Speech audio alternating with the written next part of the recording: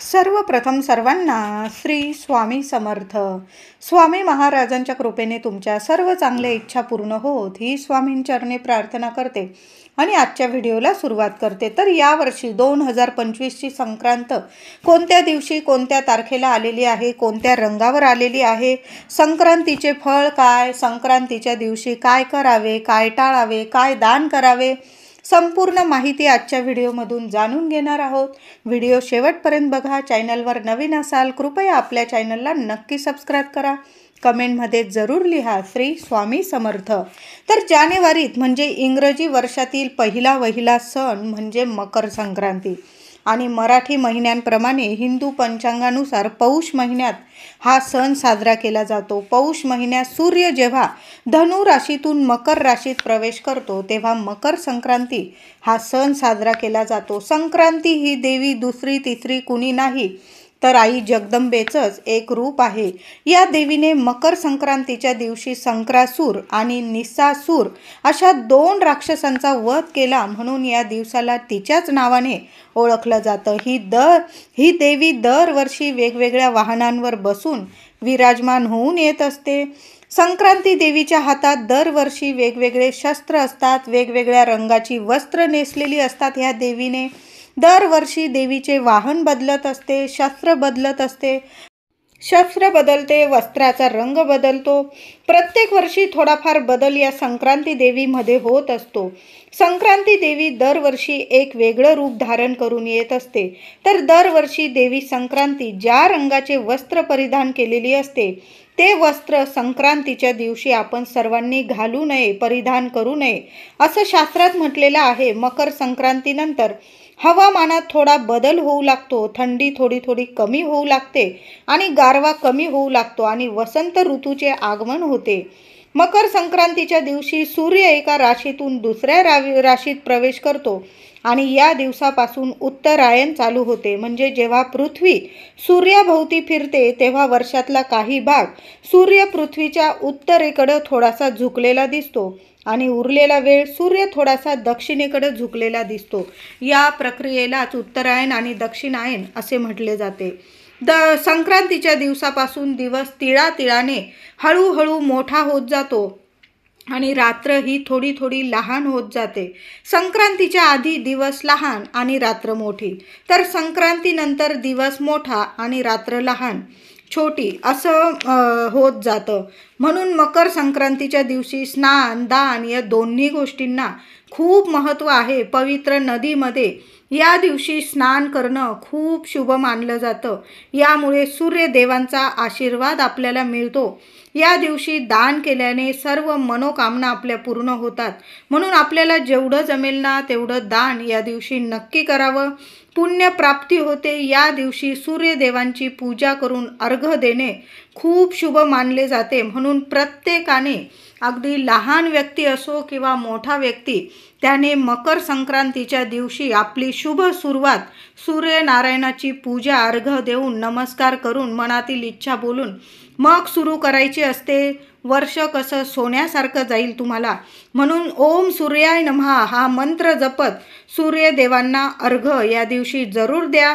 मकर संक्रांतीच्या दिवशी संक्रांत देवीने ज्या रंगाचे वस्त्र घातलेले असेल त्या रंगाचे वस्त्र घालू नये असे म्हटले जाते. दरवर्षी देवी वेगवेगळ्या रंगाचे कपडे घालून येत असते म्हणून त्या रंगाचे कपडे घालू नये असे म्हणून आपण पूर्वपार ऐकत आलेलो आहोत की मकर संक्रांतीच्या दिवशी काळ्या रंगाचे कपडे घालावे. या दिवशी काळा रंग अतिशय शुभ मानला जातो. तर या वर्षीची मकर संक्रांत मंगळवार रोजी दिनांक 14 जानेवारी 2025 रोजी साजरी केली जाणार आहे. म्हणजे मकर संक्रांतीचा सण हा 14 जानेवारी मंगळवार रोजी हा साजरा केला जाणार आहे. संक्रांतीचे फल मंगळवार दिनांक 14 जानेवारी 2025 शके 1946 पौष कृष्ण 1 रोजी सकाळी 8:54 सूर्य मकर राशीत प्रवेश करीत आहे.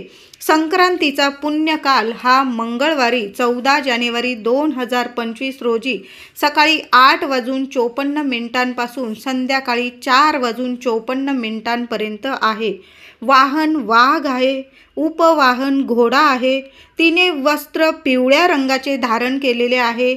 शस्त्र गदा हातात घेतलेली आहे. केशराचा टिळा लावलेला आहे. वयाने ती कुमारिका आहे, बसलेली आहे. वासाकरिता तिने जाईचे फूल हातात घेतलेले आहे. पायास भक्षण करत आहे. जातीने सर्प आहे. भूषणार्थ तिने मोती धारण केलेले आहे. वार नाव आणि नक्षत्र नाव महोदरी असून सामुदाय मुहूर्त 45 आहे. ती पूर्वकडून पश्चिमेकडे जात आहे. वायव्य दिशेस पाहत आहे. संक्रांतीचे फळ, संक्रांतीने ज्या वस्तू परिधान केलेल्या आहे त्या वस्तू महाग होतील. संक्रांती जेथून आलेली आहे तेथील जनतेला सुख प्राप्त करून देणार आहे. तर आता कळलंच असेल तुम्हाला, या वर्षीची संक्रांत ही पिवळ्या रंगावर आलेली आहे. आता बऱ्याच महिलांना असा प्रश्न पडलेला असेल की ज्या वर्षी संक्रांत देवी ज्या रंगावर येत असते तो रंग त्या वर्षी आपण परिधान करायचा नसतो, वर्ज्य करायचा असतो. तर हो, ही अंधश्रद्धा नाही आहे. आपण बरेच म्हणजे अगदी आपली पिढीनपिढी ह्या गोष्टी मानत आलेली आहे. म्हणून ज्या रंगावर संक्रांत देवी येत असते, जो रंग परिधान करून येत असते, तो रंग आपल्याला त्या दिवशी संक्रांतीच्या दिवशी वर्ज्य केलेला असतो, म्हणजे परिधान करायचा नसतो. तुम्ही जर या गोष्टी मानत असाल तर या वर्षीची संक्रांत पिवळ्या रंगावर आहे, म्हणून आपण पिवळा रंग हा वर्ज्य करायचा आहे. महिला असो पुरुष असो हा नियम प्रत्येकाला लागू पडतो. म्हणून पिवळा रंग यावर्षी 2025च्या संक्रांतीला पिवळा रंग वर्ज्य आहे. म्हणून पिवळा रंग नेसायचा नाही. लग्न झालेल्या नवीन महिला असतील किंवा आपण सर्व महिलांनी लाल, पिवळा, हिरवा, मोरपिशी, नारंगी, निळा या सर्व साड्यांचे रंग इतके छान असतात. असं नाही की पिवळा रंगच म्हणजे पिवळा रंगच आपण नेसला पाहिजे असं नाही. ज्या वर्षी देवी आई जो रंग परिधान करून येत असते संक्रांत देवी, तो रंग आपण त्या रंगाचे वस्त्र परिधान करत नाही. तर हा नियम प्रत्येकाला लागू पडतो. ज्या वर्षी देवी आई म्हणजे संक्रांत देवी ज्या रंगावर येत असते तो रंग आपल्याला वर्ज्य असतो. तुम्ही मानत असतील या गोष्टी तर नक्की माना. ही अंधश्रद्धा वाटत असेल त्यांनी कोणताही नियम न पाळता तुम्ही पिवळा रंग आनंदाने घालू शकता. पण आपल्या हिंदू धर्मातील चालीरीती परंपरेनुसार दरवर्षी संक्रांत देवी ज्या रंगावर येत असते तो रंग आपण वर्ज्य मानत असतो. म्हणून ह्या वर्षी पिवळा रंग वर्ज्य आहे. आता तुम्ही बऱ्याच महिलांना असा प्रश्न पडला असेल की हळदसुद्धा पिवळी आहे. मग संक्रांतीपासून जे आपण हळदी कुंकू करत असतो, प्रत्येक महिलेच्या घरी आपण प्रत्येक महिला हळदी कुंकू करत असतो. देवी आईला तर रोज हळद आपण वाहत असतो, अर्पण करत असतो. मग हळद व्हायची नाही का? तर या गोष्टी वस्त्रांबद्दल बोलल्या गेलेल्या आहे.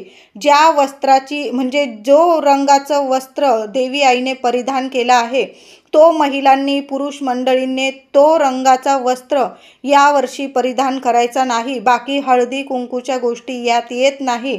म्हणून हळद कुंकू देवी आईला तर अर्पण करायचंच आहे. त्याशिवाय पूजाच होत नाही आपली आणि आपलं हळदी कुंकूच होऊ शकत नाही.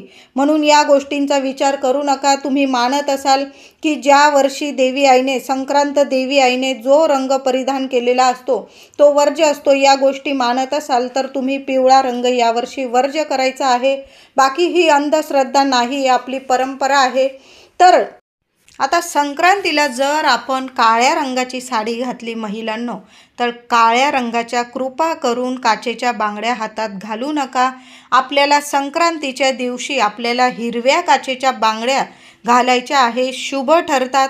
तुम्ही ज्या रंगाची साडी घालत असाल त्या रंगाच्या घातल्या तरीही चालेल, पण कृपया काळ्या रंगाच्या हिरव्या बांगड्या चुकून सुद्धा सौभाग्यवती महिलांनी किंवा ज्यांचे लग्न ठरलेले आहे, लग्नायोग्य झालेल्या मुली असतील त्यांनी आपल्या हातात काळ्या रंगाच्या चुकून सुद्धा बांगड्या घालू नका. तुम्ही बाकी लाल रंगाच्या घालू शकतात, हिरव्या रंग तर सौभाग्याचं प्रतीक आहे. महिलांनो, प्रत्येक महिलेने संक्रांतच्या दिवशी किंवा आदल्याच दिवशी तुम्ही आपल्या हातात काचेच्या बांगड्या भरणं खूप शुभ ठरतं. संक्रांतीला काचेच्या बांगड्या प्रत्येक महिलेच्या हातात असणं खूप गरजेचं आहे.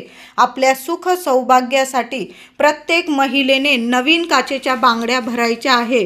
आधीच्या असतील, 4 दिवसात वापरलेल्या असतील, सुतकात वापरलेल्या असतील, काढून टाका आणि नवीन वर्षाचा पहिला सण मोठ्या आनंदाने साजरा करायचा आहे. तर आपल्याला सौभाग्य अलंकारसुद्धा नवीनच परिधान करायचा आहे. आता असं नाही की नवीनच साडी घ्यायची आहे. तुमच्याकडं असेल, तुम्ही धुतलेली नसेल साडी, ती साडी तुम्ही परिधान करू शकता. फक्त पिवळा रंग वर्ज्य आहे आपल्याला. बाकी तुम्ही बाकीचे कलर वस्त्र वेगवेगळ्या रंगाचे वस्त्र तुम्ही परिधान करू शकता. तुम्ही काळा रंग आवडीने घालू शकता. तुम्हाला साथ नसेल, काही ठिकाणी देवी आई आपली कुलदेवी असते, त्यांच्या घरामध्ये जी सौभाग्यवती स्त्री असते, लक्ष्मी असते घरातली, त्या महिलेला काळा रंग किंवा इतर रंग वर्ज्य असतो, म्हणजे परिधान कधीच करत नाही. त्या महिलांनी नका घालू. बाकीच्या महिला ज्यांना त्यांच्या घरात साथ आहे, काळा रंग घालणं साथ आहे, त्यांनी काळा रंग घातला तरी काहीही हरकत नाही. मकर संक्रांतीला काळा रंग घालणं शुभ ठरतं. कारण असं म्हटलं जातं, आपल्या सुख सौभाग्याला हा काळा रंग घातला तर कुणाची नजर कधी लागत नाही. वर्ष कसं सुख शांतीचं जातं, म्हणून काळा रंग घालणं शुभ ठरतं. मकर संक्रांतीच्या दिवशी अंघोळीच्या अगोदर काहीच खाऊ नये. वर्षाच्या ह्या एक दिवशी अंघोळी अगोदर काहीच खाऊ नये, एवढे तर नियम पाळूच शकतो आपण. मकर संक्रांतीला नख कापू नये. मकर संक्रांतीला केस कधीच धुवू नये. भोगीला म्हणजे संक्रांतीच्या आदल्या दिवशी आपल्याला केस धुवायचे असतात. यावर्षी म्हणजे 13 जानेवारीला सोमवार दिवशी भोगी आलेली आहे. आता बऱ्याच महिलांना असा प्रश्न पडला असेल की सोमवारी पौष पौर्णिमा पण आलेली आहे, भोगी पण आलेली आहे आणि सोमवारसुद्धा, तर या दिवशी केस धुवावे का, डोक्यावरून आंघोळ करावी का? तर हो, आपल्याला 13 तारखेला भोगीच्या दिवशीच आपल्याला केस धुवायचे आहे. सर्वांनी केस, आपल्याला शास्त्रात असं म्हटलेलंच आहे की भोगीच्या दिवशीच आपल्याला केस धुवायचे आहे. संक्रांतीच्या दिवशी आपण कधी पण केस धुवू नये, म्हणजे डोक्यावरनं आंघोळ करू नये. आता कळालं असेल सर्व माझ्या महिलांना की 13 तारखेला सोमवारी पौष पौर्णिमेच्या दिवशीच आपल्याला सर्व महिलांना, पुरुष दादा असेल, लहान मुलं असेल, भोगीच्या दिवशीच आपल्याला केस धुवायचे आहे. आणि अंघोळीच्या पाण्यात आठवणीने तिळाचं उटणं, तिळाचं तेल किंवा पांढरी तीळ टाकूनच आंघोळ करायची आहे. जी काही इडापिडा असते आपल्या मागे ती संपूर्ण नष्ट होते आणि वर्षभर आपल्या घरात, आपल्या आयुष्यात, आपल्या जीवनात शांतता मिळते, आपल्याला सकारात्मकता येते, लक्ष्मी टिकते आपल्या आयुष्यात. म्हणून तीळ टाकूनच आंघोळ करायचं आहे. सर्वांनी केस देखील याच दिवशी धुवायचे आहे. संक्रांतीच्या दिवशी मांसाहार अजिबात करू नका. कांदा, लसूण, अंडी हे सुद्धा खाऊ नका. काही लोक म्हणतात अंडी हे मांसाहारी नाही, शाकाहारी आहे. असं करू नका. संक्रांतीच्या दिवशी ह्या गोष्टी अजिबात खाऊ नका. हा सण गोडव्याचा आहे, म्हणून सर्वांनी घरात गोडाधोडाचा नैवेद्य करूनच जेवायचं आहे. भोगीपासून जेवणात तीळ टाकून जेवण बनवायचे आहे. संक्रांत हा सण कडाक्याच्या थंडीत जानेवारीत येतो, म्हणून तीळ टाकूनच अंघोळ करावे. जेवणात सुद्धा तीळ टाकूनच आपल्याला पदार्थ बनवायचे आहे. तब्येतीसाठी लाभदायक ठरते. थंडी कधीच आपल्याला बाधत नाही. संक्रांतीला चुकून सुद्धा नशा करू नका, म्हणजे आपण मद्यपान वगैरे अजिबात करू नका. घरात शिवीगाळ करू नका. कुठल्याच व्यक्तीचा अपमान करू नका. असं म्हटलं जातं की संक्रांत, भोगी, कर हे तिन्ही दिवस वर्षातले खूप महत्त्वाचे ठरतात. घरात एकदा का अशांतता पसरली, मग समजून जा की वर्षभर आपल्या घरात कटकट होणार आहे. म्हणून तिन्ही दिवस महिलाच नाही तर पुरुष काय, सगळ्याच व्यक्तींनी याची काळजी घ्यायची आहे की आपल्या घरात भोगी, संक्रांत आणि कर या तिन्ही दिवस आपल्या घरात शांतता लाभली पाहिजे. अजिबात नाही, मौन धरा. हे 3 दिवस तरी मौन धरायचं आहे. कुणाशीच बोलू नका. अगदी घरातलंच नाही तर बाहेर सुद्धा आपल्याकडून कुणाला त्रास होणार नाही, वादविवाद होणार नाही याची कृपया काळजी घ्यायची आहे. एकदा का वर्षातले ह्या दिवसात कटकट चालू झाली की मग वर्षभर कटकट आणि दुखणं पाठीमागे लागतं, दुःख दारिद्र्य पाठीमागे लागतं. म्हणून अशा गोष्टी अजिबात घडू देऊ नका. या 3 दिवसात तरी कुठल्याच व्यक्तींचा, 3 दिवसातच काय, कधीच कुठल्या व्यक्तीचा अपमान करू नये. संक्रांतीला दान करताना मागे होऊ नये. मोकळ्या हाताने दान करा. देव पण तुम्हाला मोकळ्या हाताने भरभरून देईल. स्वामी आहेत, भरभरून देतील तुम्हाला. दान करताना कपडे, अंथरूण, पांघरूण, चप्पल, खाण्यापिण्याच्या गोष्टी, अन्नदान तर सर्वात श्रेष्ठ दान मानलं जातं. म्हणून जेवढं अन्नदान होईल ना आपल्याकडून तेवढं गोरगरिबांना जरूर दान करा. दान करायच्याच आहे आपल्याला. थोड्या का होईना वस्तू, आपल्याला खिशाला परवडेल एवढं तरी दान अवश्य करा. या पर्व काळात या वर्षी कोणते दान द्यावे तर नवे भांडे, गाईला घास, अन्न, तीळपात्र, गूळ, तीळ, सोने, भूमी, गाय, वस्त्र, घोडा यथाशक्ती दान करायचं आहे. तुम्हाला जेवढं परवडेल ना तेवढं दान नक्की करा. गूळ आणि तिळाच्या दानाला खूप महत्त्व असतं. आपण जरूर तीळ आणि गूळ दान करायचं आहे गोरगरिबांना. तुम्ही तिळाचे लाडू जरी दान केले ना अतिशय उत्तम. गाईला घास, 3 दिवस जमलं ना तर गाईला घास, भोगी, संक्रांत आणि कर, आपल्या मागे जी इडापिडा असते ना ती दूर होते. म्हणून महिला असो पुरुष असो, त्रासात असाल, दुःखात असाल, संकटात असाल, आर्थिक स्थिती नीट नसेल तर भोगीपासून करीच्या दिनापर्यंत गाय जर भेटली तर घरातली पहिली चपाती तूप गूळ लावून ती गाईला स्वतःच्या हाताने खाऊ घाला. गाईजवळ कुणी मालक असेल तिच्याकडून हिरवा चारा त्या गाईला घ्या 10, 11, 20 रुपयाचा आणि तिला स्वतःच्या हाताने खाऊ घाला. नमस्कार करा आणि मग घरी या. बघा सर्व इडापिडा लगेच दूर होईल. गाईची धार काढणं, गवत तोडणं, कामविषयक सेवन ही कामे संक्रांतीला अजिबात करू नये. वर्ज्य असतात. कुणाचा अपमान करू नका, शिवीगाळ करू नका. आपल्यामुळे कुणाला त्रास होईल असं वागू नका. जितकं होईल दान तितकं द्या. घरातल्या महिलांचा मान ठेवायचा. घरातल्याच नाही इतर बाहेरच्या महिलांचा पण मान ठेवा. साक्षात लक्ष्मी स्वरूप असतात महिला म्हणजे, आणि त्या लक्ष्मीचा मान ठेवणं म्हणजे साक्षात लक्ष्मीचा मान ठेवणं असतो. आणि जर तुम्हाला आर्थिक स्थिती तुमची मजबूत करायची असेल तर आपल्या घरातल्या आणि बाहेरच्या महिलांचा अवश्य कायम मान ठेवत जा. पुरुषांनीच नाही तर महिलांनीसुद्धा महिलांचा मान ठेवलाच पाहिजे. आपल्या ऐपतीप्रमाणे दान अवश्य करा. या दिवशी केलेल्या दानाला खूप महत्त्व आहे. मकर संक्रांतीला कुणावरच रागवू नका. भोगी, संक्रांत आणि कर हे 3 दिवस वर्षातले खूप महत्त्वाचे असतात. म्हणून अजिबात चिडू नका. मौन धारण करा. महिला असो, पुरुष असो, लहान व्यक्ती असो, कधीच कुणावर रागवू नका, चिडचिड करू नका. झाडं कापू नका, केस कापू नका, नख कापू नका. या गोष्टी अजिबात आपल्या घरात होणार नाही याची काळजी घ्यायची आहे. मद्यपान, मांसाहार या गोष्टी आणि कुणाचा अपमान या गोष्टी टाळायच्या आहे. या दिवशी तुम्हाला झाड लावायचं असेल, अतिशय सोन्यासारखा दिवस, एक तरी झाड, तुमच्या आवडीचं झाड या दिवशी नक्की लावा. सवाशीण आली महिलांनो, या 15 दिवसात तुमच्या घरी म्हणजे हे हळदी कुंकवाचेच दिवस असतात आणि संक्रांत, भोगी, कर या 2-3 दिवसात तुमच्याकडं कुणी सवाशीण स्त्री आली किंवा मुलगी आली, तिला हळदी कुंकू लावल्याशिवाय पाठवू नका. साक्षात लक्ष्मी स्वरूप ती तुमच्या घरी आलेली आहे. तुमचं दुःख दारिद्र्य दूर करेल आणि तुमच्या घरात अखंड लक्ष्मी वास करेल. म्हणून तिला खाली हात जाऊ नका. चहा, दूध काहीतरी द्या, एखादं फळ द्या, तिला हळदी कुंकू लावा. तिला लांबूनच नमस्कार केला तरीही चालेल, पण नमस्कार करा आणि मग बघा तुमच्या घरात किती सुख शांती येते.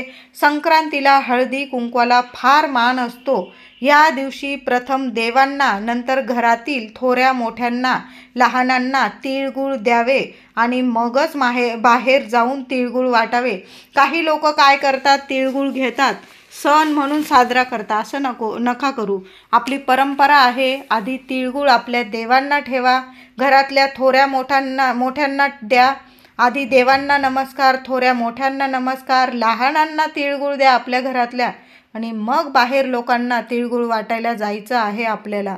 तर यावर्षी 2025ची संक्रांत पिवळ्या रंगावर आलेली आहे, म्हणून आपल्याला पिवळा रंग वर्ज्य आहे. तुम्ही जर मानत असाल तर हा नियम, ही परंपरा जरूर पाळा आणि पिवळा रंग यावर्षी वर्ज्य करायचा आहे. त्याचबरोबर बाकीचे रंग मी तुम्हाला शुभ रंग सांगितलेच आहे. हिरवा कलरची साडी घाला, लाल कलरची, मोरपिशी, नारंगी, काळा, निळा हे रंग शुभ आहेत. यावर्षी 4-5 कलर शुभ आहे अतिशय. तर ह्या रंगाची नक्की साडी घाला. नवीन लग्न झालेल्या स्त्रिया असतील, मुली असतील, बायका असतील, त्यांनीसुद्धा या 4-5 कलरची लाल, हिरवा, निळा, मोरपिशी, नारंगी आणि काळा या रंगाच्या साड्या जरूर नेसा आणि आनंदाने आपली संक्रांत साजरी करा. हातात हिरव्या काचेच्या बांगड्या प्रत्येकीने नक्की घाला. तुमच्या सुख सौभाग्यात नक्की वाढ होईल. लक्ष्मी येईल तुमच्या घरात आणि अखंड वास करेल. तुमच्या मुलाबाळांची इतकी प्रगती होईल. हे वर्ष कसं सोन्यासारखं जाईल तुम्हाला. म्हणून थोडेसे नियम पाळून आपल्याला संक्रांत हा सण आनंदाने साजरा करायचा आहे. कुणाचं मन दुखवू नका. जेवढं दान धर्म करता येईल तेवढं नक्की करा. गाईला थोडं का होईना आपल्या हाताने जरूर खाऊ घाला. जी काही इडापिडा असेल, तुमच्या मागे नकारात्मकता असेल, ती निघून जाईल आणि तुमच्या घरात सुख शांती येईल. मुलाबाळांची, संपूर्ण कुटुंबाची नक्कीच प्रगती होईल. मकर संक्रांतीच्या दिवशी किंवा मकर संक्रांतीच्या आधीच आपल्याला या 5 वस्तूंपैकी एक तरी वस्तू आपल्या घरात नक्की आणायची आहे. 5ही वस्तू आणल्या तर अतिशय उत्तम. तर आपल्याला पहिली वस्तू आणायची आहे ती म्हणजे उगवत्या सूर्याचं प्रतिबिंब किंवा प्रतिमा आपल्या घरात नक्की आणा. तुम्ही मुख्य दारावर किंवा घरात आतून जरी लावून दिली तरीही चालेल. पूर्वेकडे तोंड करून आपल्या घरात सूर्याची प्रतिमा अवश्य लावा. यामुळे आपल्या घरात सर्व व्यक्तींची भरभरून प्रगती व्हायला लागेल. अगदी लहान आणा किंवा मोठी आणा, तुमच्यावर आहे. तुम्हाला तांब्याची, पितळाची, तुम्ही सूर्याची प्रतिबिंब, सूर्याची प्रतिमा अवश्य आपल्या घरात आणून लावायची आहे. पूर्वेकडे तोंड करून लावायची आहे. म्हणजे पूर्व दिशेला लावा. म्हणजे आपलं रोज सूर्याचं आपल्याला दर्शन झालं पाहिजे. अशा पद्धतीने आता तुमच्या घरातून किंवा तुमच्या गॅलरीतून, तुमच्या अंगणातून तुम्हाला सूर्याचं दर्शन होत नसेल, उगवत्या सूर्याचं, तर मग तुम्ही अशा पद्धतीने आपल्या घरात सुद्धा सूर्याची प्रतिमा पूर्व दिशेकडे लावू शकता. यामुळे तुमच्या घरावर कधीच कुठलीच वाईट शक्ती किंवा नजरबाधा कधीच लागणार नाही आणि तुमची भरभरून प्रगती होईल. त्याचबरोबर आपल्याला मकर संक्रांतीच्या आधीच महिलांनो आपल्या घरात काळी तीळ पण आणा आणि पांढरी तीळसुद्धा आणायची आहे. हे सांगायलाच नको, कारण आपण प्रत्येकजण आपण लाडू तर बनवणारच आहोत. महिला आपण तर लाडू बनवायला आपण पांढरी तीळ आणतोच, पण त्याबरोबर थोडी का होईना काळी तीळ जरूर आणा आणि त्या काळी तीळीतून थोडीशी काळी तीळ आपल्याला दान करायची आहे. मकर संक्रांतीच्या दिवशी थोडीशी काळी तीळ आपल्याला दान करायची आहे. तुम्हाला पांढरी तीळ आणि गूळसुद्धा दान करायचा, अवश्य दान करा, पण थोडी का होईना मूठभर काळी तीळ दान करायची. आणि मकर संक्रांतीच्या दिवशी सकाळपासून संध्याकाळपर्यंत मूठभर तीळ घ्यायची. घरावरून आपल्याला 7 वेळा ओवाळून आपल्याला घराबाहेर टाकून द्यायची आहे.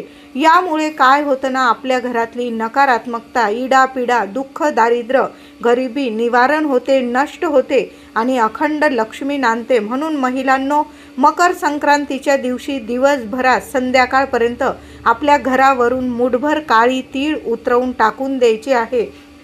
त्याचबरोबर गूळसुद्धा आपल्याला आपल्या घरात आणायचा आहे. अगदी चांगला किलो, 1.25 किलो गूळ घेऊन या. गूळ कधीच खराब होत नाही. गूळ म्हणजे साक्षात लक्ष्मी आहे. आपल्या घरात ही लक्ष्मी नक्की आणा. महिलांनो तुम्हाला दान करायचं असेल गूळ एखाद्या गरिबाला किंवा आपल्याला एखाद्या मंदिरात, स्वामी मंदिरात किंवा दत्तगुरू महाराज मंदिरात, श्रीहरी विष्णू किंवा तुमच्या घराजवळ देवी मंदिर असेल एखादं, तर तुम्हाला 1.25 किलो गूळ दान करायचा असेल, अवश्य दान करा. इतका सुंदर अनुभव येईल. साक्षात लक्ष्मी नारायण तुमच्या घरात वास करतील. त्याचबरोबर तुम्हाला ब्लँकेट, पिवळ्या रंगाचे ब्लँकेट आपल्याला या दिवशी म्हणजे मकर संक्रांतीच्या आधीच आणून ठेवा. आपल्या घरात पिवळ्या रंगाचं एक तरी ब्लँकेट खरेदी करून नक्की आणा. सोन्यासारखे दिवस येतील. तुम्हाला ब्लँकेट दान करायचे असतील तर तुम्ही दान पण करू शकता. पण ब्लँकेट, आपल्या घरात ब्लँकेट एक तरी पिवळ्या रंगाचं नक्कीच घेऊन या. तर या 5 वस्तूंपैकी मी तर म्हणेल या 5ही वस्तू नक्की खरेदी करून आणा. सोन्यासारखे दिवस येतील. तर व्हिडिओ आवडला असेल लाईक करा, शेअर करा, चॅनलला कृपया सबस्क्राईब करा. धन्यवाद.